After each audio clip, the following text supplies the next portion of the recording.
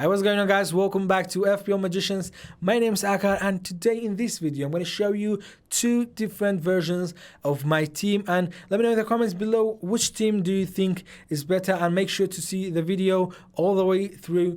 And guys, here on this channel I'm going to share everything FPL, the tips, the tricks, anything you need to hopefully win your mini leagues to get a good overall rank. So if you want to join me with my journey, make sure to subscribe to the channel, like the video. So without further ado, let's get into the video.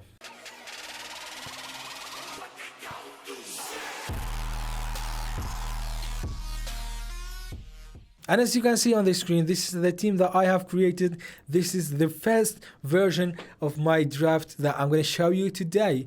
I have Sanchez in goal, and I talked about these players, some of them at least, in the previous videos, so I'm not going to go into detail in this video. I have Robert Sanchez in goal, Brighton's goalkeeper. They kept 12 clean sheets last season, and Robert Sanchez was a big part of it. So I think he's going to be a good goalkeeper. He's 4.5 million only. I think a lot of FPL managers are going for him already. And if you want to spend a little bit more money, you can go for Henderson from Manchester United. And if you wanna spend 5.5 million, obviously Emiliano Martinez is the best choice. He can get so many save points, so many bonus points. So if you are willing to spend 5.5 million, I think you can go for Emiliano Martinez. He can be a really good choice to be our goalkeeper. And I have still on the bench. He's not going to play unless Robert Sanchez is injured.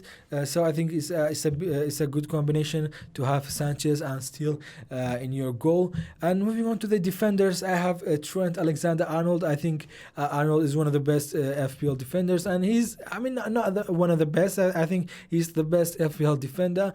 He can score goals, he can provide so many assists, and his team can keep clean sheets. So he has everything we want in a player, in a defender. So I think he could be one of the best options this season, as well as he was the best the previous seasons. And we have Sergio Reguilon from Spurs. Last season Spurs kept like 12 clean sheets. Reguilon kept 8 clean sheets in the team because he wasn't playing from the start of the season every game, so he wasn't participating in all of Spurs' clean sheets. But he still managed to keep 8 clean sheets, and he provided 6 assists last season, which is a really great thing for a defender. And this season, with Nuno Santo coming, I think Doherty will be their best defender. He is only 5 million because last season he didn't play too much. Jose Mourinho didn't trust him too much. He didn't use him too much. So I think this season will be different. And Nuno Santo he will improve Matt Doherty and the Spurs in general. So I think Reguilon and Doherty both could be great options for the next season. And the next one is Lucas Digne, 5.5 million. He's under a new manager, Rafa Benitez. And we know Rafa Benitez is very defensive. So I think the number of the clean sheets for Everton will increase. But the number of attacking returns for Lucas Digne, as last season he had 9 assists. I think it's gonna decrease a little bit because he's not gonna allow him to go forward too much unless they play 3-5-2 or 3-4-3, something like that. Lucas Digne won't go forward as much as he was going under Ancelotti. Because it's Rafa Benitez's style of playing, and as I said, the number of clean sheets is likely to increase, and the number of attacking returns for the defenders may decrease.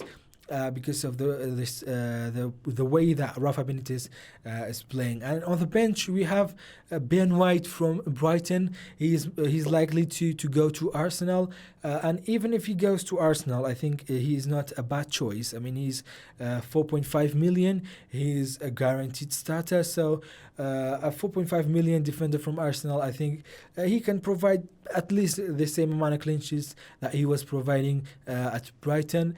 And we have Bardsley for only 4 million.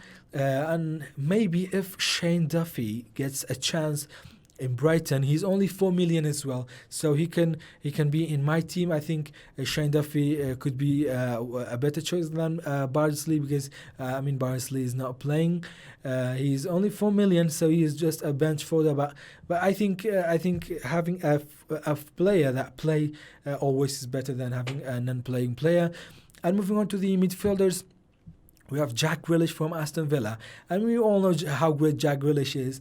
I can downgrade Jack Grealish to Buendia, to Bertrand Traore if I want, but I think Jack Grealish is better than them, unless you use the money in a better way, which I'm going to talk about later in the video. Jack Grealish will be one of the players that I'm changing for someone else to upgrade someone else. I hope it makes sense. And the next one is Mo Salah. I think he's the most essential FPL player. We really need to have him in our teams. I think he's the one that you should have. If you are going with two premium players, I think Mo Salah and Bruno Fernandes are the best ones to go with. And if you are going to with only one premium, I think it's Mo Salah. So I think Mo Salah is the most essential one. And the next one is Bruno Fernandes from Manchester United. I think Bruno Fernandes is one of the best choices for this season as well. But if you get Sancho and you can use the money in a better way, I think you can cover not having Bruno Fernandes. Even if you get Cavani, if Cavani continues playing regularly, I think he won't be a bad choice. I think he's gonna score so many goals last season, in a very short time. In that short amount of minutes he had, he scored 10 goals and provided 4 assists, which I think is a really great number for a striker who didn't play so much in Premier League before. And the next one is Jack Harrison from Leeds United, only 6 million. I was really surprised by Jack Harrison and Rafinha's price. I thought they might be a little bit more expensive, but for 6 million, I think Jack Harrison is a really great choice. Ivan Toney, everyone is having him. He's the second most owned striker in the game. He's owned by nearly 34 of FPL managers, and the only striker is more owned than him is Ollie Watkins from Aston Villa, which I think he's a really good option. And the next player will be Michael Antonio from West Ham. I think he's one of the best strikers in the league when he's fit. To be honest, when he's fit, he is one of the best strikers, and when he's not fit, he's gonna get injured so much. You have to look out for that. We shouldn't be surprised if he gets injured in some games at the start of the game, which is very annoying. But I think for 7.5 million, you can't get a better striker than Michael Antonio. And the next one will be Dominic Calvert-Lewin. And as I said, for Luca Digne, the way that Rafa Benitez is playing, I think he's gonna start only one striker up front. So if Richarlison comes back, even he's gonna play as a winger. So I think Dominic Calvert-Lewin will have more chances to score goals as he's the only one up front. I think it will be a great thing for Dominic Calvert-Lewin.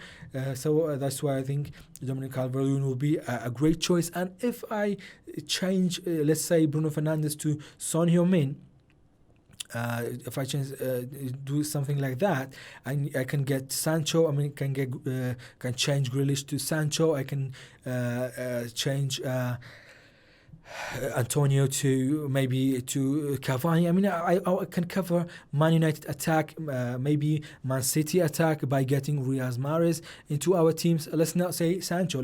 If I change Bruno Fernandes to Son Heung-min and change Grealish to Riyad Mahrez and even change Antonio or Ivan Toney to Cavani, I can cover Spurs, United and City attack, which is something really good to do. That's why I think this strategy is really good. I think the team in general is good, and we have Brownhill on the bench. I'm not going to use him so much throughout the season, because I don't think he's going to provide some good attacking points, but I think he can be good. He can be good, of course. So guys, this is the first version of my team. So guys, here's the second version of my team, and I made 3 changes. I'm going to tell you why. I changed Reguilon to Robertson. I upgraded Reguilon to Robertson, spent 2 million, and I got the 2 million from downgrading Jack Grealish to Bertrand Traore. And I also changed Ben White to Luke Ayling. I'm going to tell you why. The reason why I changed Reguilon to Robertson is obviously Robertson is better than Sergio Reguilon, but we have to compare Robertson with Jack Grealish because I sacrificed Jack Grealish to get Robertson. I think Robertson is going to get more points than Jack Grealish in the upcoming season because, I mean, Robertson is a defender. He is also attacking. He get the points, 4 points for clean sheets, and I think Liverpool can keep a ton of clean sheets next season because Van Dijk is back. They got Konate. So I think Liverpool is going to keep so many clean sheets. And Robertson is going to provide some attacking returns. He's going to provide some assists, some goals. So Robertson, I think, is a better choice than Jack Grealish. I think he's going to get more points than Jack Grealish, and not only like 5 or 10 points more than Jack Grealish. I think Robertson is going to get like at least 20 points than Jack Grealish throughout the whole season.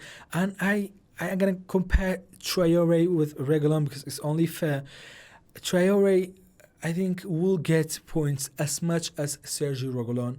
Maybe a little bit lower, maybe a little bit higher. So having Traore, I think, is more safe than having Sergio Reguilon. So if you compare both together, I mean, Robertson and Traore against Grealish and Reguilon, I think it's obviously Robertson is better than Grealish, and Traore will be like Sergio Reguilon, if not better. So that's why I've gone with Traore and Robertson.